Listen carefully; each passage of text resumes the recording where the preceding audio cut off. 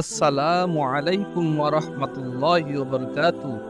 খুব সুন্দর একটি শিক্ষণীয় ঘটনা। হযরত ওমর রাদিয়াল্লাহু তাআলা আনহু এর শাসন আমল। একদিন দুজন লোক এক বালককে টেনে টেনে ধরে নিয়ে আসলো তার দরবারে। ওমর রাদিয়াল্লাহু তাআলা আনহু তাদের কাছে জানতে চাইলেন যে ব্যাপার কি, কেন তোমরা একে এভাবে টেনে নিয়ে এনেছো? তারা বলল, এই বালক আমাদের পিতাকে হত্যা করেছে। ওমর রাদিয়াল্লাহু তাআলা আনহু বালকটিকে বললেন, তুমি কি সত্যিই তাদের পিতাকে হত্যা করেছো? বালকটি বলল, হ্যাঁ, আমি হত্যা করেছি, তবে তা ছিল দুর্ঘটনাবশত। আমার উট তাদের বাগানে ঢুকে পড়েছিল, তা দেখে তাদের পিতা একটি পাথর ছুঁড়ে মারল, যা উটের চোখে গিয়ে লাগলো। আমি দেখতে পাই যে উটটি খুবই কষ্ট পাচ্ছিল, যা দেখে আমি রাগান্বিত হই এবং একটি পাথর নিয়ে তার দিকে মারি। পাথরটি তার মাথায় লাগে এবং সে মারা যায়। ওমর রাদিয়াল্লাহু তাআলা আনহু দুভাইকে বললেন, তোমরা কি এ বালককে ক্ষমা করবে?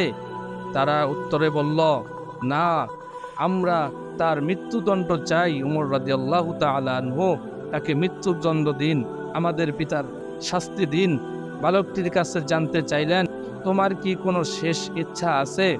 বালকটি বলল, আমার আব্বা মারা যাওয়ার সময় আমার ছোট ভাইয়ের জন্য কিছু সম্পদ রেখে যান, যা আমি এক জায়গায় লুকিয়ে রেখেছি। আমি ৩ দিন সময় চাই, যাতে আমি সেই জিনিসগুলো আমার ভাইকে দিয়ে আসতে পারি। আমার কথা বিশ্বাস করুন। ওমর রাদিয়াল্লাহু তাআলা আনহু বললেন, আমি তোমাকে বিশ্বাস করতে পারি যদি তুমি একজন জামিন জোগাড় করতে পারো, যে নিশ্চয়তা দিবে যে তুমি ফিরে আসবে। বালকটি দরবারের চারদিকে তাকালো। এত মানুষের মধ্যে কেউই তার জামিন হলো না। সবাই নিচের দিকে তাকিয়ে রইল। হঠাৎ দরবারের পিছন থেকে একটি হাত উঠল। কার হাত ছিল এটি? প্রখ্যাত সাহাবী আবু যর গিফারি রাদিয়াল্লাহু তাআলা আনহু। তিনি বললেন, আমি তার জামিন হব। চিন্তা করুন, জামিন মানে হলো যদি বালকটি ফিরে না আসে, তবে আবু যর গিফারি রাদিয়াল্লাহু তাআলা আনহু এর শিরচ্ছেদ করা হবে, সুতরাং তাকে হত্যা করা হবে।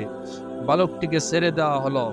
একদিন গেল, দ্বিতীয় দিনও বালকটি আসলো না।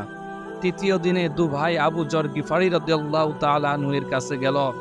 আবু যর গিফারি রাদিয়াল্লাহু তাআলা আনহু বললেন, আমি মাগরিব পর্যন্ত অপেক্ষা করব। মাগরিবের কিছুক্ষণ আগে আবু যর গিফারি রাদিয়াল্লাহু তাআলা আনহু দরবারের দিকে রওনা হলেন। মদিনার লোকজন তার পিছনে পিছনে যেতে লাগলো। সবাই দেখতে চায় কি ঘটে। আবু যর রাদিয়াল্লাহু তাআলা আনহু একটি বালকের ভুলের কারণে আজ জীবন দিচ্ছেন। হঠাৎ আজানের কিছুক্ষণ আগে বালকটি দৌড়ে আসলো। লোকেরা সবাই অবাক হলো। ওমর রাদিয়াল্লাহু তাআলা আনহু বললেন, এ বালক, তুমি কেন ফিরে এসেছো? আমি তো তোমার পিছনে কোনো লোক পাঠাইনি। কোন জিনিসটা তোমাকে ফিরিয়ে আনলো?